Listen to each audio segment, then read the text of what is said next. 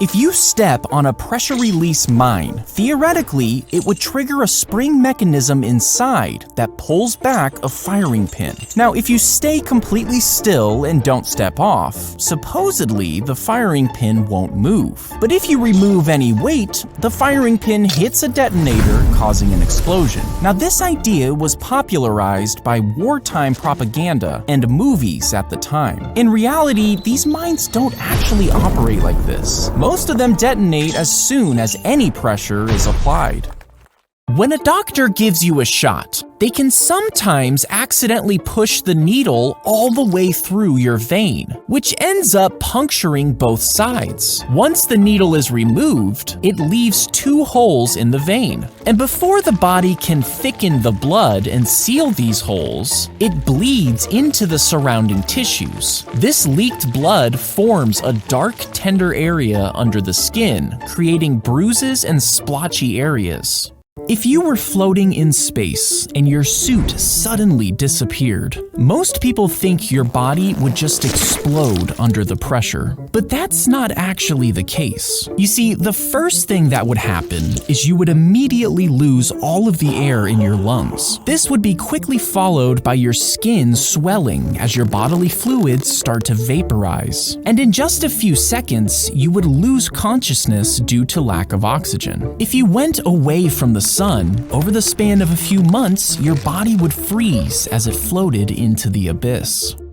Punching and kicking the eyes and gills can be an effective way to defend yourself during a shark attack. This can deter the shark from continuing its attack. Also, maintain strong eye contact as much as possible if you can, as this may cause the shark to lose interest. If it does lose interest, slowly and calmly back away towards safety, keeping your movements smooth to avoid splashing. If you shoot a gun at a sharp blade, some people think it would shatter on impact, but that's not always true. You see, if the gun and blade were perfectly aligned, the bullet would hit the metal directly on its head. And if the blade is sharp enough and the metal is hard enough, it would cut the bullet down the middle, slicing it in 2. If you took the tallest building in the world and tried to reach the Titanic, you would actually need 5 of them stacked together to make it. Now, the Titanic sits at over 12,000 feet underwater, which is just about the average depth of the ocean floor. But just like land, the ocean is covered in deep pits. Most of these trenches are significantly deeper, like the Mariana Trench, which goes down so deep that you would have to stack 13 of these buildings to reach the bottom. If you stick your tongue on a frozen pole, there's a good chance that you'll get stuck. You see, when your warm, moist tongue touches the cold metal, your saliva instantly freezes. The metal sucks the warmth from your tongue faster than your body can replace it, causing the saliva to continually freeze. And the only way to escape is to melt the ice using warm liquid. Mice have been known to crawl up your plumbing and into your toilet. They first find entry points through gaps in the sewage line and crawl upwards as they search for food. Their feet are specifically adapted to grip onto slippery, wet surfaces, which enables them to climb through the bends in the pipes. But mice aren't the only animals to do this. Snakes have been known to do the exact same thing.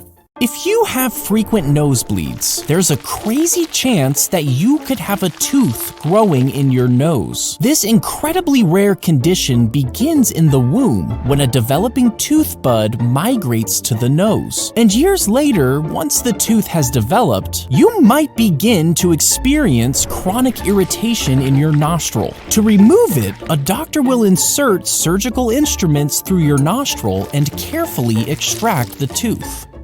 If you stepped on a World War II landmine, 3 prongs hidden just beneath the surface would immediately sense the pressure. This pressure would release a striker pin, activating a fuse. Then, an initial explosion propels the mine upwards, reaching about waist height. In the air, the fuse reaches the main charge inside, causing the mine to explode. The casing shatters, ejecting metal fragments at high speed radiates in all directions. When an animal dies and is rapidly buried underneath the ground, it eventually gets so deep that the oxygen in the air is prevented from reaching it. This significantly slows the decay of the animal, and over a long period of time, special minerals from the earth seep into the animal's body and gradually replace its organic material cell by cell. This process slowly changes it into stone, which is how some fossils are formed.